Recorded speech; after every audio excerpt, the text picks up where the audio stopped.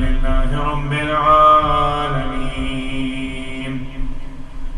بارئ الخلائق أجمعين باعث الأنبياء والمرسلين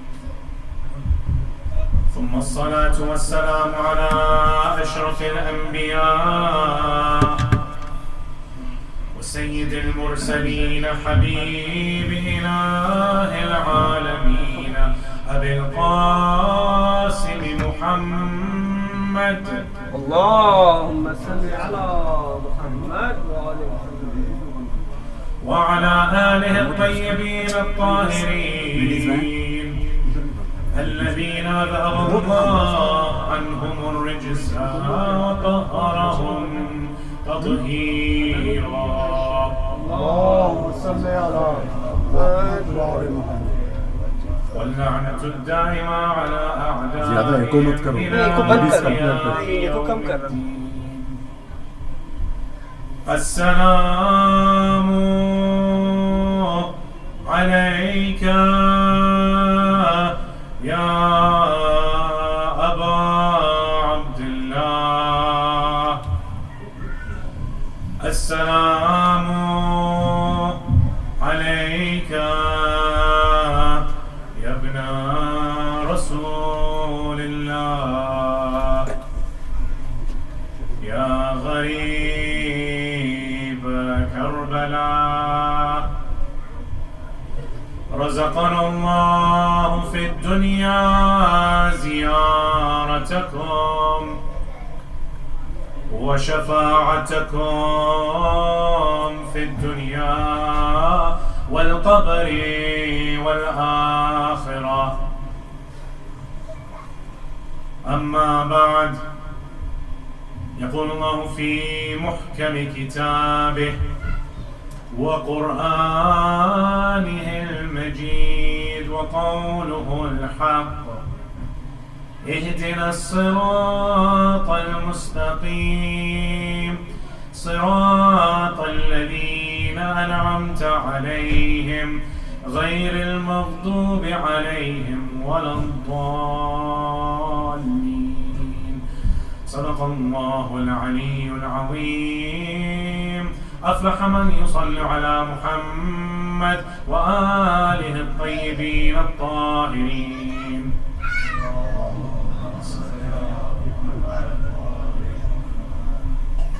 Respected brothers and sisters, Assalamu alaikum wa rahmatullahi wa barakatuh.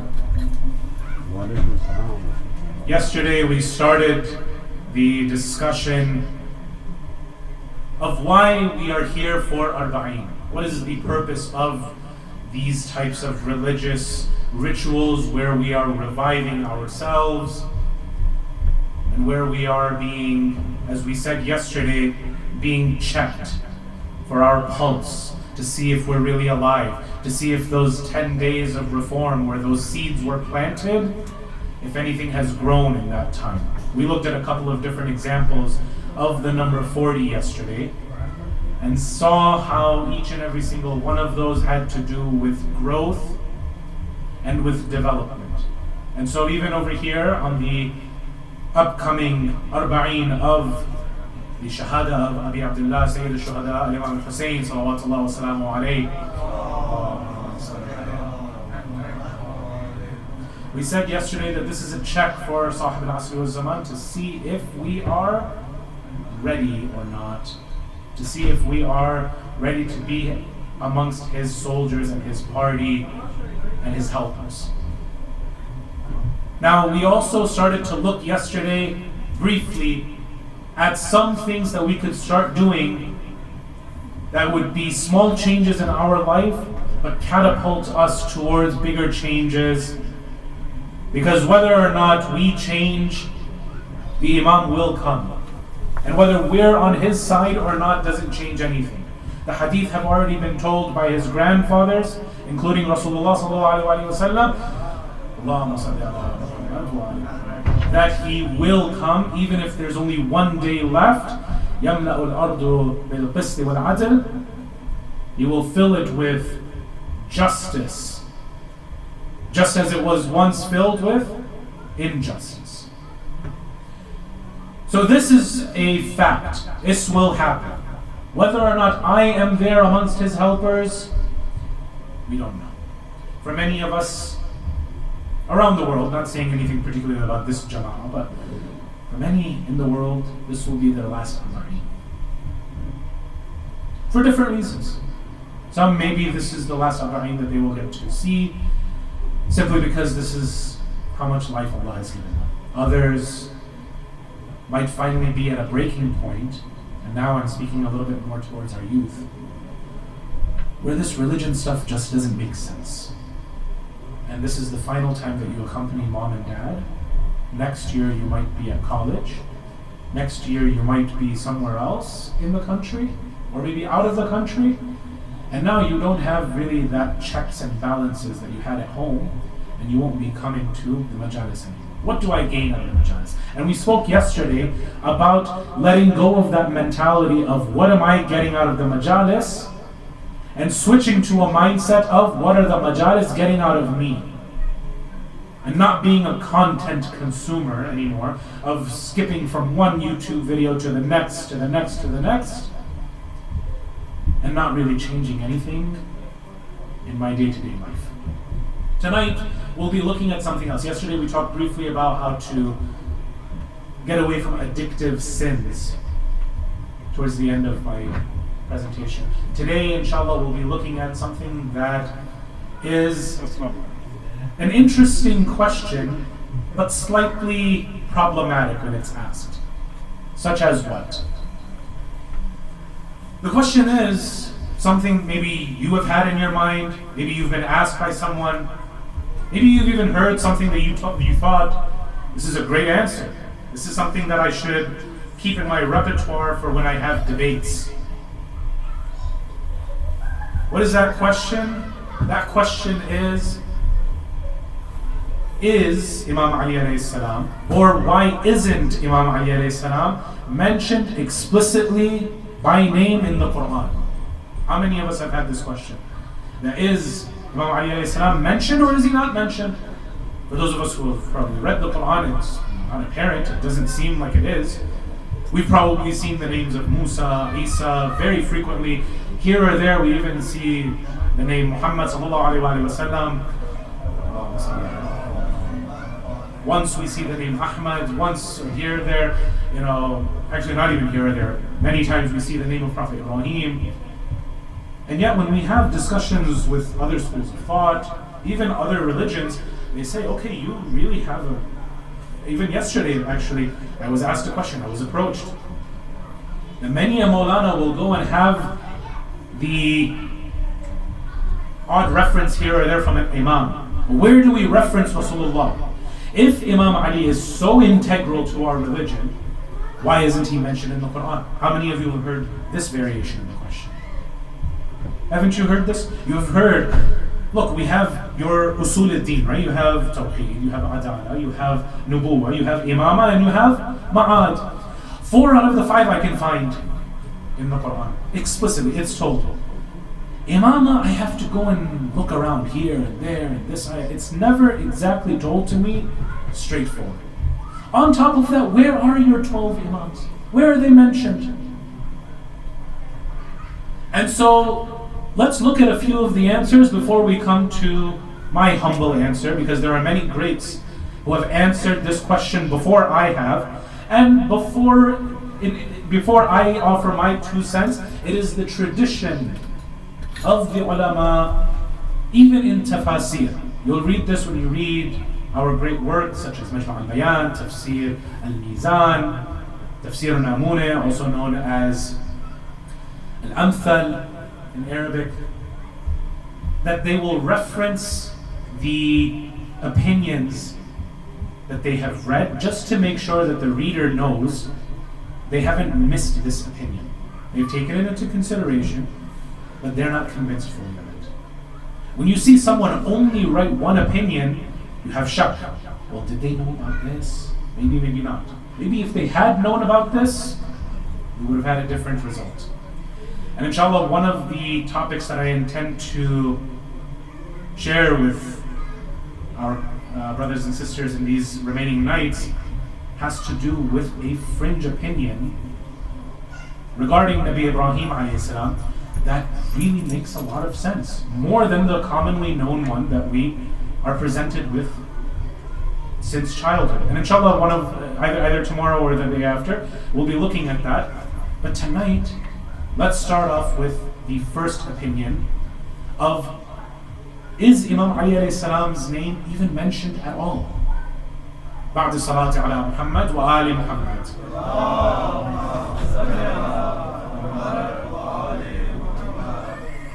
This first opinion says no, he's not. There's no explicit reference of Imam Amir al-Mu'mineen salawatullah wa salamu alayhi, but he is mentioned implicitly here and there. Many Sunni scholars will even say there are about 300 references between Fatiha and Nas where Imam Ali ibn Abi Talib is mentioned, but he's not mentioned by name. For example, in Surah Al-Baqarah there's an ayah honoring someone who is ready to give up his life. And they say this is Imam Ali on the night of Hijrah when he slept in Rasulullah's bed. It's a small minority that will say that this is someone else, that this is someone who was, for example, Suhaib al-Rumi, a Roman who had some problems here and there, and therefore Allah went to... This is one person's opinion. The vast majority even of Ahl Sunnah's opinion on this ayah is, this is Imam Ali alayhi salam when he slept in the bed of Rasulullah. There are other ayahs, for example, in Surah Al-Insan, where Imam Ali alayhi salam and Fatima Zahra, they give away their food for 3 days to the yatim, to the asir, and to the faqir. And therefore the ayat, indeed the entire surah of Surah Al-Insan was revealed in their honor. There are many Sunni scholars such as Jalaluddin Suyuti who will say that the ayah أُولَٰئِكَ هُمْ خَيْرُ الْبَرِيَّةِ, yes, Rasulullah did say, Ya Ali, this is you and your Shia, Sallu ala Muhammad wa Ali Muhammad.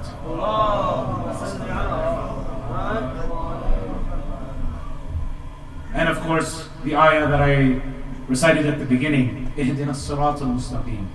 Imam Ali alayhi salam himself will go and say that I am Sirat al-Mustaqim. And for any who challenge this, look at the very next ayah. What does it say? Sirat al-Ladina an'amta alayhim. Even within the other schools of thought, is there not some concept known as Ashra al-Mubashara, the 10 who are guaranteed paradise?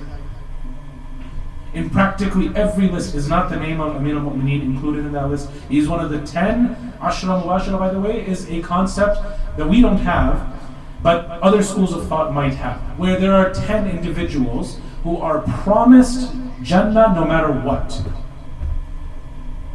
The 4 Khalifas are there, a couple of other prominent Sahaba are named over there. Interestingly, not one woman is named over there. No Fatima Zahra, no Khadija al-Kubra, no one. Even from their aspect, no Aisha. 10 men. Regardless, that's not our focus today, but Sirat al-Ladina an'amta alayhim. Can we then go and point to this hadith and say, look, you even honor him? You say he's the 4th rightly guided Khalifa. Okay, so he's an'amta alayhim. Where's the problem? I want to be on the path of the one who is one of your 10 guaranteed paradise. What's the problem in that? There shouldn't be a problem. Yet in Pakistan, in so many countries, you'll see videos emerging, Shia kafir. Why? Because I'm following someone who you also honor? Where I follow someone who is shared? We can't come to common terms? You and your likes are the ones who love to go and repeat the verse, تعالوا إلى كلمة سواء بيننا وبينكم. Let's come to terms that are common between the both of us. Maybe we agree on this person and that person, but we agree on Imam Ali ibn Abi Talib, right? We agree on Imam al-Hasan. We agree on Imam al-Hussein. Let's start over there. Maybe you don't know who Zayn al-Abidin is. Okay, come and respectfully ask us. We'll teach you, no problem. But at least these 3 we agree on. Why not start over there? I think that's a beautiful approach. So that is the first opinion, that no, Imam Ali is not mentioned by name ever in the Qur'an. That's one opinion, and we'll see where my opinion is out of these three opinions that I will share, or if mine is a little bit different. And the second opinion is as follows. The second opinion is this, that there is research being done by the scholars of grammar in the houses. This is today, where Nabi Ibrahim ﷺ says, I am going to be asking Allah subhanahu wa ta'ala through a dua, وَاجْعَلْنِي لِسَانَ صِدْقٍ فِي الْآخِرِ. This is in Surah Al-Shu'ara, ayah number 84. Now, Nabi Ibrahim, when he's asking for this truthful tongue in the later generations, he said, okay, is this answered somewhere in the Qur'an? These researchers think perhaps. They're not saying anything definitive. And I like their research, but I have one question just to pose to them, which is a question that other ulama, my teachers, have even posed. And therefore, because it's my teachers who are posing this question, it seems that there isn't a fully fledged answer yet. So, this is cutting edge research, as they would say in the houses. The answer is yes. It was answered, and it's in the Qur'an, in Surah Al-Maryam. If I'm not mistaken, ayah 51. What does Allah subhanahu wa ta'ala say? In between ayat where Allah subhanahu wa ta'ala is saying, we gave Ibrahim this person as Duriyah, this person as Duriyah, Ismail, Ishaq, wa abna lahu, kada wa kada Yaqub. Okay, then who? It says, وَجَعَلْنَا لَهُ لِسَانَ صِدْقٍ عَلِيًّا. Aliyya, with a alif and with the tanween fatha. Now they say, look, in Arabic grammar, this is not, or even in just colloquial Arabic, this is not something that's known. This is a little bit ajib. Why? Because in any language, if I go and say you have a truthful tongue, in English, does it make sense? Of course it does. Lisan sidqin, in Arabic, does it make sense? Sure, it makes sense. If I go and say that this person, and I've met quite a few people who are like this, who anytime I want to say something, they'll cut me off. They always have something to say. This person in Arabic, I'm sorry, I know this is the English majlis, but I unfortunately have to go to Arabic right now. In Arabic, they would call this lisan. Does anybody know? Lisan tawil. This person has a long tongue. Every time you want to talk, he goes and sticks his tongue into this business or that business, he'll cut you off. In Arabic, this is something that's found. If someone is a liar, lisan al-kadhib, this is a lying tongue. If this is a person who uses a lot of profanity, there's a word for that too in Arabic. This person has a dirty tongue. Even in English, we have this. But have you ever heard of an exalted tongue or a high tongue? Lisana aliyya. It's not found in English, to my knowledge. My Urdu is very broken. It's not in Urdu, it's not in English, it's not in Arabic. So they say, what else could this be? Maybe it's not an adjective of the tongue, maybe it's a name. Maybe it's, because he did ask, in the later generations, give me a truthful tongue. Maybe this truthful tongue, and this is a maybe, it's not something that, okay, I have grammatical evidence necessarily. The lisan al-sidq is aliyya. And there are some here or there problems with this. The first and foremost that I have with this is a question. I'll form it as a question, which is this. In the 6-member council that ended up electing Uthman after the death of Umar bin Khattab, there were 6 people sitting in a council behind a locked door, and Imam Ali was one of those 6. Quickly, I'll tell you a little bit, maybe that's not so well known about this historical event. In Tarikh Tabari, it's said that Umar bin Khattab had written that these 6, because they are very close companions to the Prophet, I know and trust them all, we'll name them very soon. All of them are to be put into one house and guards are to be put outside of the door. This is how we're picking the 3rd Khalifa, by the way. And if after 3 days they don't have someone, kill them all. wait a second, hold on, I thought all 6 of them, you like them. One of them is supposed to become your successor, he's supposed to run the ummah. But if they can't make up their minds in 3 days, kill them all. Okay. Then he starts giving instructions, not to the guards outside, but to the 6 inside. He says that if one of you agrees on a single person and 5 of you agree on another person, kill the one who disagrees. If 2 of you agree on one person and the other, how many? If there's 6 and 2 agree on one person, then how many is left? 4. If the other 4 are agreed on another person, kill those 2. If it's 3 and 3, then Abdurrahman ibn Auf gets the veto power. He gets the second vote. He will decide who of those 2 candidates that were put forward gets to be the Khalifa. Is everyone on the same page with me so far? Okay. Now, this might be known. You might be able to get that information, through other majalis, other lectures. Here's something that was new to me. And so inshallah, ba'da salatu ala Muhammad wa ala Muhammad, I'll share that with you as well.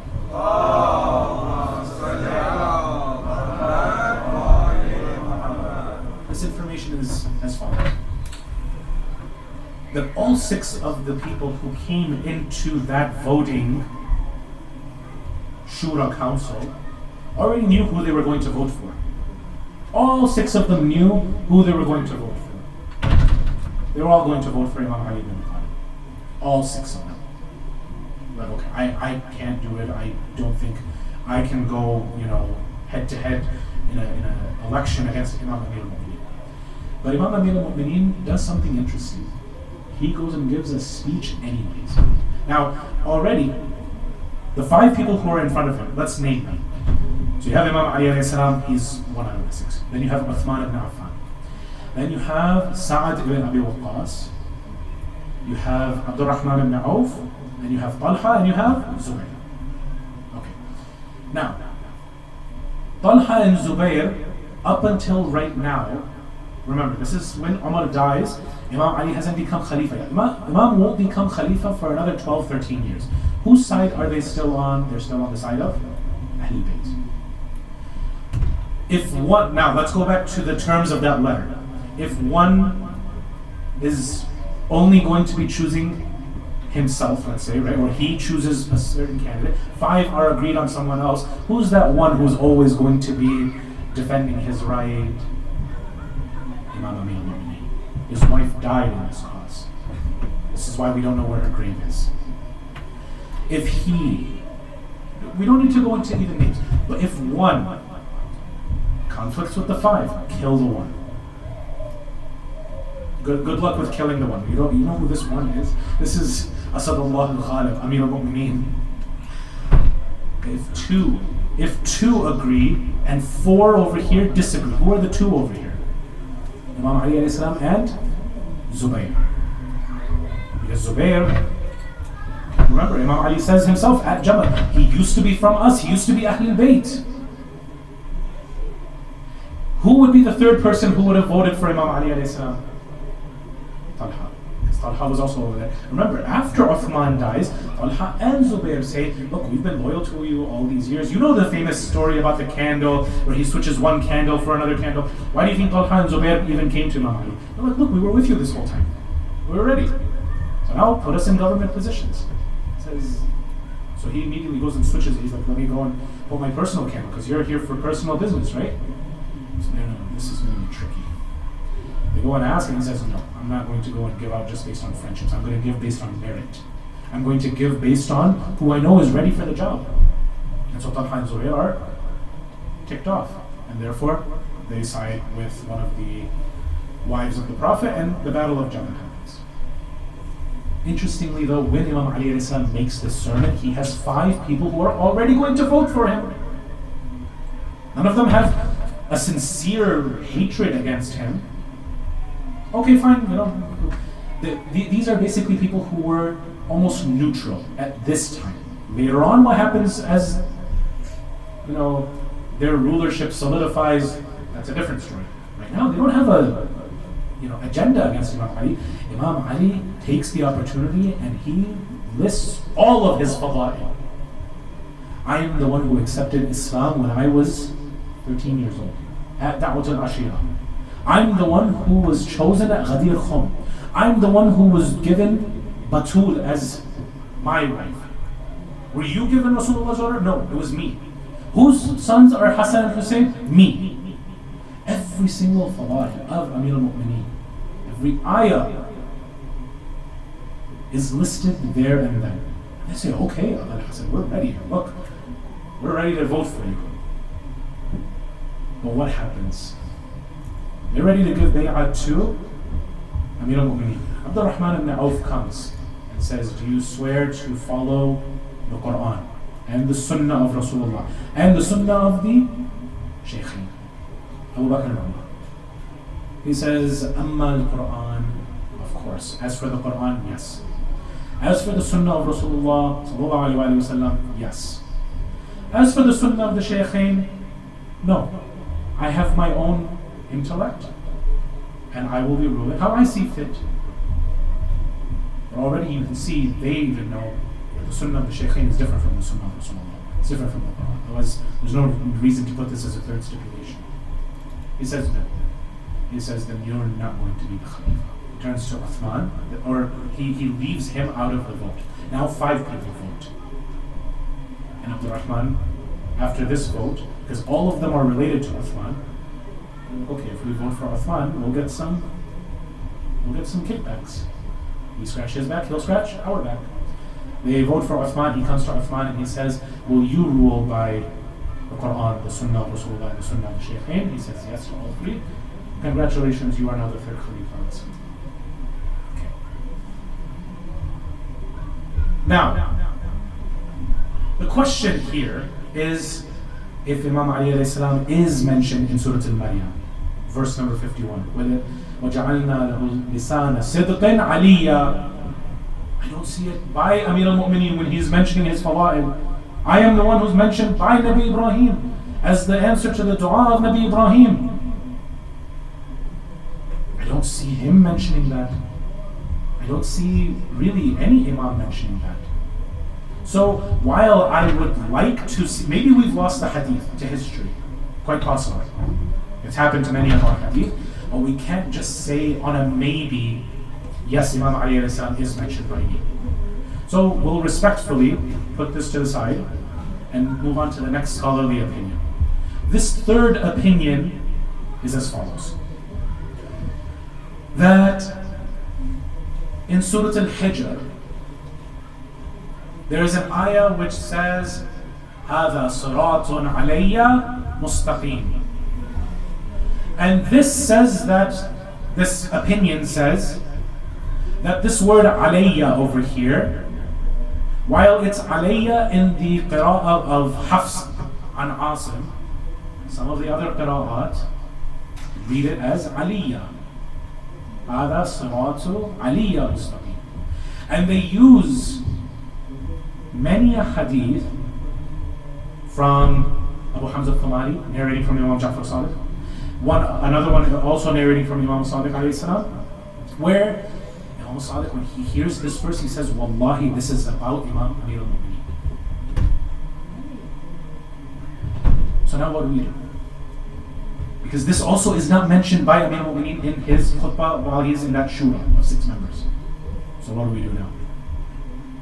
First of all, we look at the matan of this hadith.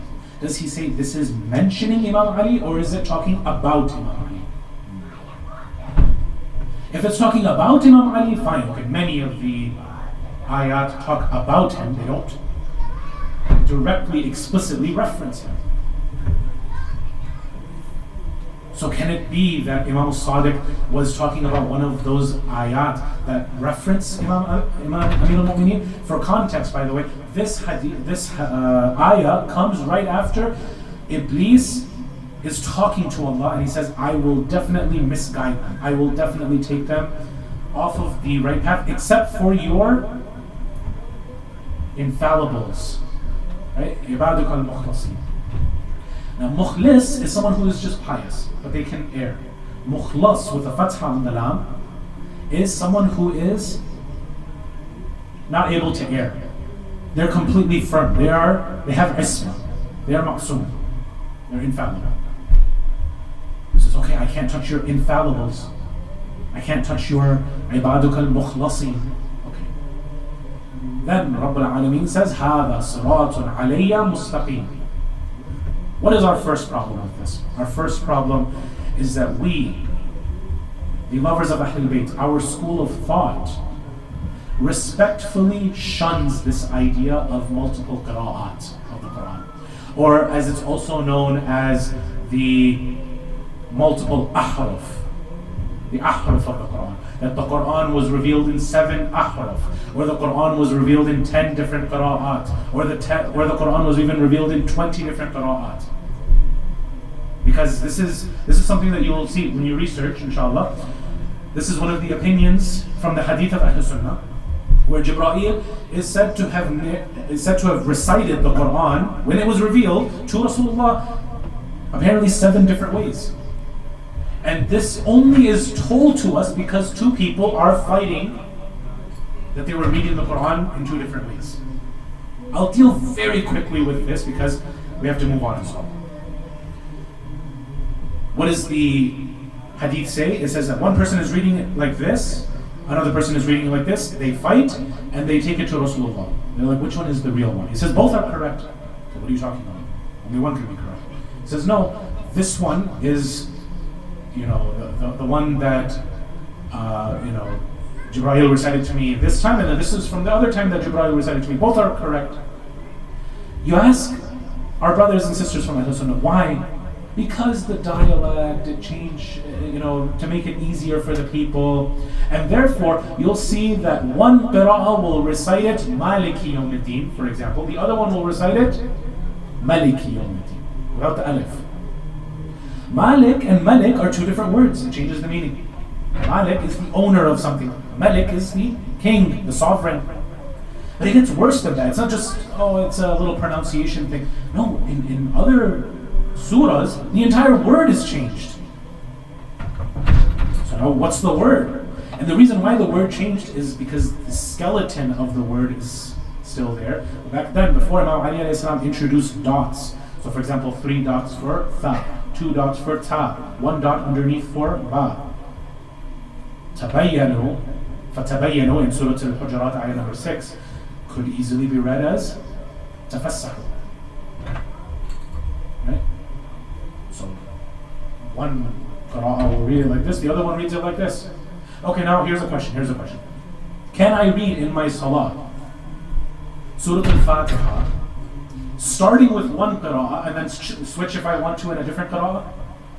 Because if you ask our brothers and sisters, and you'll even see some very nice melodious videos sent to you on email, on WhatsApp, on Facebook, whatever it is, of people reciting the Qur'an with a beautiful voice, and then you see like the endings of the words are changed. So for example, if I'm not mistaken, one of the qira'at, if I'm not mistaken, it's Warsh. It's common amongst the Maghrib location. Moroccans usually read the Qur'an in this way. They'll go and say, you guys probably are familiar with the surah Wad-Duha, Wal-Layli Idha Saja, right? They will recite it as Wad-Duha, Wal-Layli Idha Sajay. Changes. So now am I going to recite Fatiha with Hafsan Qasim and then recite Wad-Duha? Warsh recites Malik, instead of Malik, it's recited as Malik. So can I recite Malik and then Wad-Duha? This is why when Imam Ja'far ibn Muhammad al-Sadiq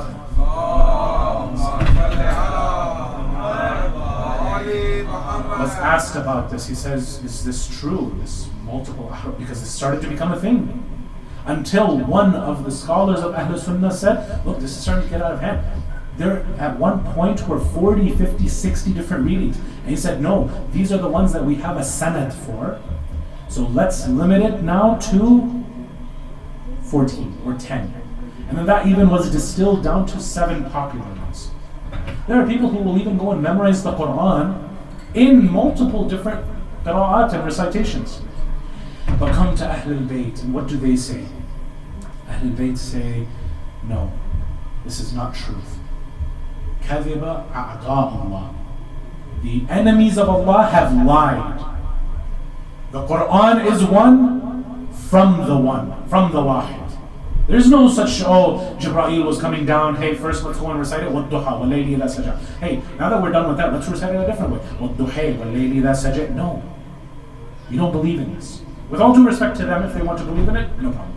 But for us, we say no. So therefore, what are we saying when we say in Surah Al-Hijr, that because Siratun Alayya Mustaqim, in another reading it's Siratun Aliyya Mustaqim. Baba, if some other reading goes and says Siratun Aliyya Mustaqim, some other one wants to go and say Siratun Husayn Mustaqim, I don't care. What Qur'an is one thing. Qur'an wahid minhu wahid. Qur'an is one from the one. If it says Alayya, it's Alayya. Khalas, that's the end of the discussion. There's no, when Sahib al-Zaman comes back, then in Surah Yasin, it's going to be, Yasin wal Qur'an al-Hakim innaka min al-Mursalin. Ala Sirat al-Mustaqim will be changed to Ali Sirat al-Mustaqim. This is, fruitless conversations. And this is why we're talking about it today. Yesterday we talked about that if you are sincere in your call, Ya laytana kunna ma'akum fanafuza fawzan azima, and you really mean it for Sahib al-Zaman, then 40 days after Ashura happens, have you forgotten Imam al-Hussein in your lives? Have you gone back to your regular old lives? Or are you still on your path of progress? Because if you're not, then don't waste his time asking him, where are you? Come and solve all our problems. Don't waste his time. We can't afford, there are no more infallibles after him. We can't afford to lose this one. And don't ask, well, where are the 313 when you're not working yourself to be one of the 313? So if we're going to be engaging ourselves in conversations about, well, if we go and take this shortcut where there's a different qira'ah and now Siratun Aliyya Mustaqim, this is not where our efforts should be spent. Our efforts should be spent on jihad al-nafs, not on meaningless debates with other schools of thought. Imam Ali really was mentioned all along in the Qur'an. If he was, first of all, why didn't he himself mention it? Why didn't Imam al-Baqir when he's asked, is Imam Ali mentioned directly anywhere in the Qur'an? He says, no, he's not. So we have a contradiction now between father and son, between Imam al-Baqir and Imam al-Sadiq? No, because Imam al-Sadiq is saying it's talking about Imam Ali. No doubt, as we said about Sirat al-Mustaqim, Sirat al-Ladina an'amta alayhim. When the previous ayah, Iblis himself is saying that the mukhlasin I cannot touch. Well, who else is from the mukhlasin, from the ma'soomeen, other than Imam Ali ibn Abi Talib? Sallu ala Muhammad wa ali Muhammad. Allahumma salli ala Muhammad wa ali Muhammad. And that's why, brothers and sisters, it should be probably easy for you to see where I side. My loyalties for now, of course, I'm willing to be talked to and have my mind changed. But I tend to side with this opinion found in our hadith by Imam al-Baqir, where he says that no, he's not explicitly mentioned anywhere in the Qur'an. Why? Because if we look for it, either there's a grammar problem or there's some other kind of like a context problem. How many of you have heard probably of the ayah in Surah Al-Safat? Salamun ala al-Yasin. Right now it says Salamun ala il-Yasin. But a different reading, a different qira'ah. Okay, first of all, we're putting this whole qira'ah business off to the side. Imam al-Sadiq has already answered this for us. We don't believe in this stuff. So when we say that Salamun ala Il-Yasin is not Salamun ala al-Yasin, first of all, I don't have evidence to go and just start changing the Quran as if it's my plaything. Second of all, Allah already was talking about Ilyas a couple of ayahs ago, and then he's talking about him as he was previously with Musa and Harun. I don't have an answer for why it says Il-Yasin, but I can't just start injecting whatever I want just because a different qira'ah says this or that. That's not good enough. And this brings me to a different point, a different topic. Not a different topic, but a different question. Recently, just in the last few weeks, it was asked. What is that question? SubhanAllah, this is a question that I see You would think not so often. I see this very often. The most recent example was from a convert, or a revert, whatever you want to say. A revert from outside of the religion of Islam into Tashayyu. What does this person ask? He asks a legitimate question for a convert, because he doesn't have much experience with the Qur'an. But I find many of our youth, even our elders, will go and ask this question, and it's disappointing that there is so little of a relationship with the Qur'an that these kinds of questions are asked. What is the question? Look, how can I know for sure that Ahlul Bayt, the path of Shi'ism, is correct? Is it mentioned anywhere in the Qur'an? Yeah, it's in Surah this, Ayah this, where it says, وَالشِّيَعَ هُمُ الْأَفْضَلُونَ, whatever. If it was that easy, then what do we say about all of the, 75% of Muslims who are also reading the Quran? Do they just skip this ayah that says, yeah, by the way, the Shias are the correct ones? What kind of question is this?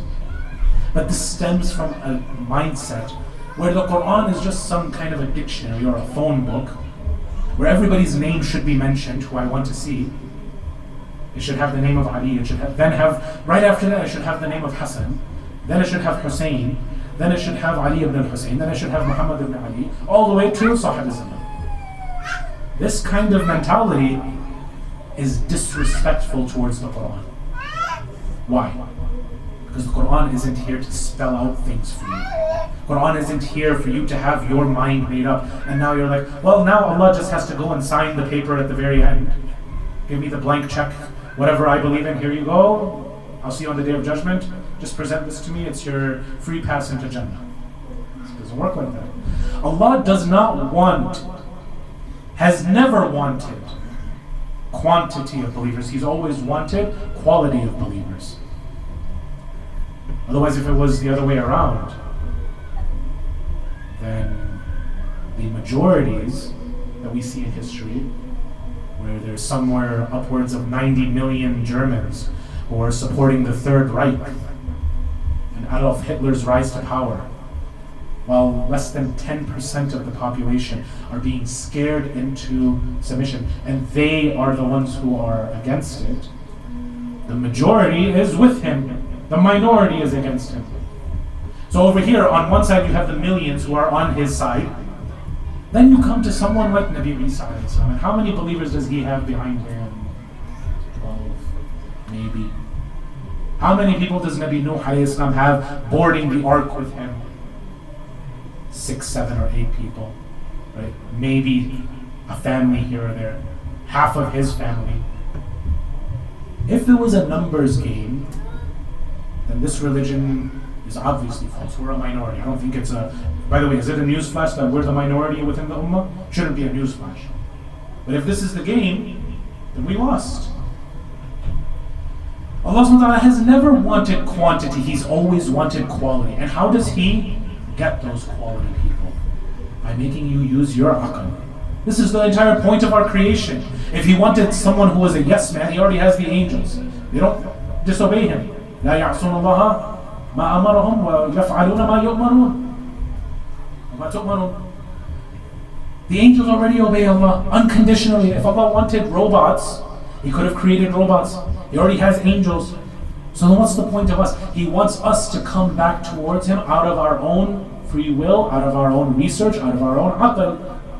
So now how can we go and say that, oh, well, why didn't Imam Ali alayhi salam raise the sword when it's his right? He's such a brave warrior. When his Lord is not Jabbar when it comes to Tawheed. He talks with reason with the Quraysh, with the Mushrikun. Rasulullah, he is higher than Imam Ali alayhi salam. He comes and he uses jidal. وَجَادِلْهُمْ بِالَّتِي هِيَ أَحْسَنُ. And how is Imam Ali alayhi salam supposed to go and now conflict with that sunnah that's established by Rabbul Alameen and Khatam al-Anbiya wal-Mursaleen, and now start to go and bring out the sword and say, hey, I'm supposed to be in power? Doesn't make sense. The one who wants to come to Him, let him come. This is why the Prophet ﷺ has said,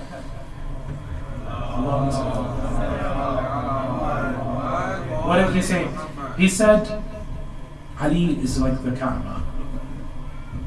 You go to the Kaaba, it doesn't come to you. Same way with Imam Ali, you go to him. He doesn't lose. He's not missing out on anything if you don't come to him. You're missing out if you don't go to him. So when we have such a clear precedence, then why would Allah subhanahu wa ta'ala then go and break that and start mentioning names? Let me ask you this. The other schools of thought, do they respect their khalifas or do they respect Zayd? Zayd, you might be thinking, who's Zayd? Zayd is the adoptive son of Rasulullah sallallahu alaihi wasallam. And he is the only one of the companions in the entirety of the Qur'an, from the men and the women, who was ever mentioned by name. Others are mentioned in passing. For example, Surah Al-Mujadila is about one of the wives of the Sahaba. She had a really bad argument. It ended up in this very disgusting practice of dhihar, where he says to her, "You are like the back of my mother." She comes crying to Rasulullah, and Allah subhanahu wa ta'ala goes and reveals the ayat. قَدْ سَمِعَ اللَّهُ الَّتِي تُجَادِلُكَ وَتَشْتَكِي إِلَى اللَّهِ. Allah is referencing her. Doesn't say her name. But then you have Zayd in the midst of Surah Al-Ahzab, and he is mentioned. So now we're starting to see that the Qur'an isn't really telling us that truth lies with who I mention by name or don't. Even Abu Bakr has an ayah referencing him in the Qur'an. Whether I put his name in Surah At-Tawbah, ayah number 40, or I don't, the ayah of the cave, it's known, إِذْ هُمَا فِي الْغَارِ إِذْ هُمَا ثَانِيَ اثْنَيْنِ. Who's the other person in the cave? Abu Bakr. Now, it's a separate discussion whether I think this is a merit for him or whether this is a demerit for him. That's not our discussion today.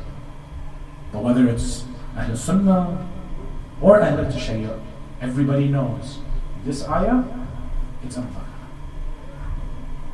The ayah about sleeping in the bed on the night of Hijrah, everybody knows that's Imam Ali.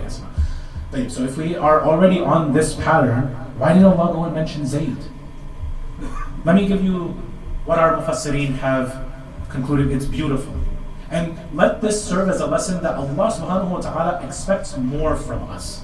Imam Sahib al-Zaman expects more from us. If we're just going to be looking for, well, I don't see this person in my contacts list, I don't see them in the phone book. This isn't a phone book, this is Qur'an.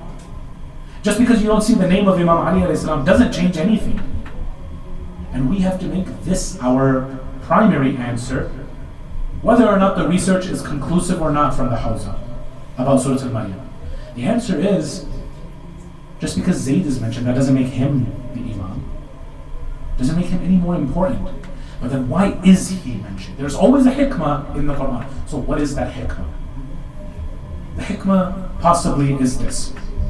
Zayd was married to Zainab bint Jahash. And he was married to her at the proposal given to her family by Rasulullah sallallahu alaihi wasallam. And Zainab is his cousin. He is not so, he doesn't come from a rich background. He actually kind of grew up a little bit poor. And so when he marries Zainab bin Jahash, she's a little bit more used to a rich lifestyle. He's not able to provide for her. There were a little bit of, initially fights about that, fights about other things. For example, when Rasulullah came to give that proposal, Zainab bin Jahash saw his face, and of course Rasulullah is, if not as handsome as Yusuf alayhi salam, even more handsome. This is Khatam al-Anbiya al-Mursaleen, of course. And she sees not only his face, but also his akhlaq. And so she starts to really be attached, of course, not only that this is my prophet, this is the ma'soom of my time, but also her family had also had the idea that the proposal is coming from Rasulullah, that Rasulullah himself wants to get married into our family. And they're so honored. But okay, fine, Rasulullah is giving the rishta of someone else, the proposal of someone else, because Rasulullah is doing that, okay, fine. Now, it didn't end up working out. But now Zayd is going to start to feel a little bit bad. That I was given such an opportunity, And now I'm not even within this circle of Rasulullah's family. All I had was a small link that was basically, I'm his adopted son. And earlier in Surah Al-Ahzab, Allah subhanahu wa ta'ala says, don't call those sons as your sons. Call them by their actual father's names. This is something, by the way, in the fiqh of adoption. You cannot call them, for example, Zayd ibn Muhammad. You have to call him Zayd ibn Harith. This is the person that we're talking about, by the way, Zayd ibn Harith. So now there's two things in the same surah. First of all, you can no longer be called Zayd ibn Muhammad. The second thing is you are now going to be divorced from Rasulullah's cousin. And who's going to now marry Rasulullah's cousin, Zainab bin Jahash? Rasulullah himself. Now, he's not going to feel bad that his ex-wife is going to be married by his adopted father, right? He's not going to feel bad about that. But the fact that the divorce is mentioned in the same surah where he is no longer able to be called Zayd ibn Muhammad, the Mufassirin say, Allah subhanahu wa ta'ala, in order to honor Zayd, say, okay, look, I'm still going to honor you. I don't want you to think that you're a bad person, that I'm cutting off you from Rasulullah in two different ways. First in adoption, second in marriage, in marital relations. You are good. And you know how I'll show that you're still on good terms with me? I'll go and put your name, the only companion's name, in the Qur'an. For the rest of eternity, you will be the only one who is named in the Qur'an. And truly, look at the psychology of Zayd ibn Harith. He took this as a faleela. I am the only one who's named in the Qur'an. He didn't feel bad about not being called Zayd ibn Muhammad and not being married to Zainab bin Jahash. So this was strategy on behalf of Allah. Does that now mean that Zayd is one of my imams? Because Imam Ali is not mentioned and Zayd is? If this is the logic, then the Zaydiyah should go after the other Zayd. So this is not how it works. The Qur'an is a much more powerful, much more complex book, and it deserves to be studied in that way. Anything other than that is pure disrespect. How then can we dare to come to Sahib al-Zaman and say that you are Sharik al-Qur'an? It says, well, looking at how you treat the Qur'an, why would I want to come back for you and your generation? Doesn't make any sense. And so, brothers and sisters, let's take a look now at practical examples of how this Qur'an was abandoned. Two armies show up on the 10th of Muharram. One side fights for Umar bin Sa'ad, the other side for Abu Abdullah al-Hussein alayhi salam. Both of them have memorizers of the Qur'an. Both of them have people who claim to pray. Yet when it comes to the 10th of Muharram, only one side stops and asks for time to pray their book. While we are over here looking for Imam Ali ibn Abi Talib alayhi salam in the Qur'an, those people, even though they had the Qur'an memorized in their hearts, it did not go past their throats. There was no spiritual connection with the Qur'an.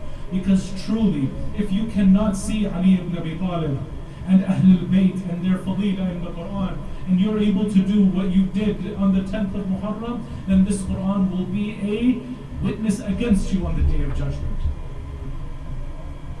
While we are here looking for Imam Ali alayhi salam in the Qur'an, the enemies of Allah, la'anahumullah, all are looking after they have burned all of the tents of the camp of Imam al-Hussein. Umar ibn Sa'ad has a list and he said, we have given letters to Yazid saying these are all of the people we have martyred. There was one Ali that they were missing from his list. All of the companions of Imam al-Hussein had their heads when they died. Only Imam al-Hussein was beheaded when he was killed. Meaning, I want you now to imagine that they take this mutilated body of Abu Fadl al-Abbas, this already cut up into pieces, no arms, no eye, and now they go and rip off his head.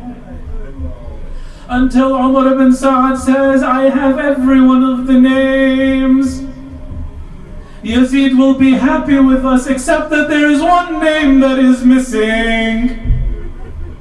Brothers and sisters, all this time that we've been looking for Imam Ali, these soldiers are looking for a different Ali, and they're saying, where is that 6-month-old infant?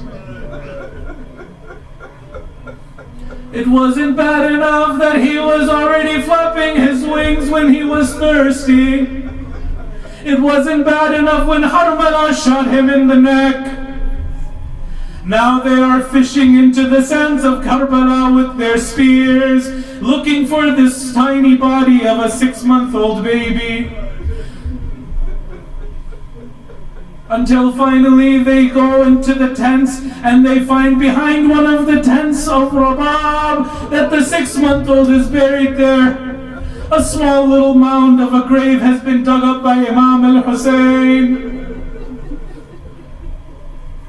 They stab with their spears directly into the heart of this baby.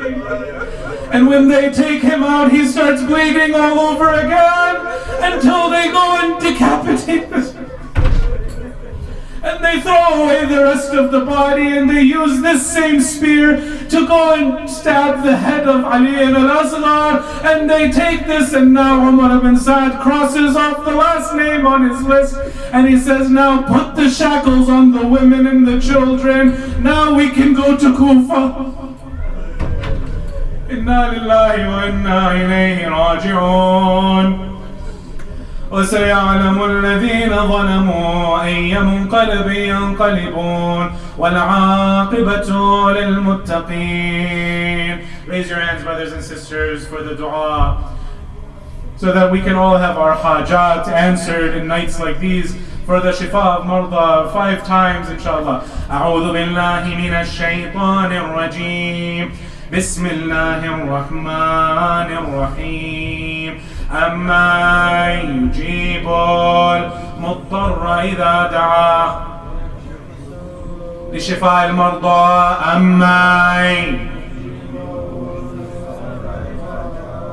Everybody. أما يجيب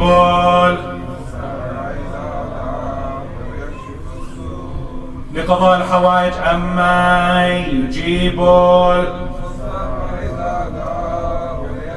لتعجيل الفرج. أما يجيب اللهم إنا نسألك وندعوك باسمك العظيم الأعظم الأعز الأكرم 10 times all together. يا الله يا الله يا الله يا الله يا الله يا الله يا الله يا الله يا الله يا الله. اللهم بفاطمة وأبيها وبعلها وبنيها والسر المستودع فيها اكشف عنا السوء يا الله. اللهم اغفر ذنوبنا كفر عنا سيئاتنا وتوفنا مع الأبرار يا الله. اللهم اغفر ذنوبنا شاف وعافي مرضانا اقضي حوائجنا ولتعجيل مولانا صاحب العصر والزمان. نقرأ سورة المباركة الفاتحة مع الصلوات. اللهم صل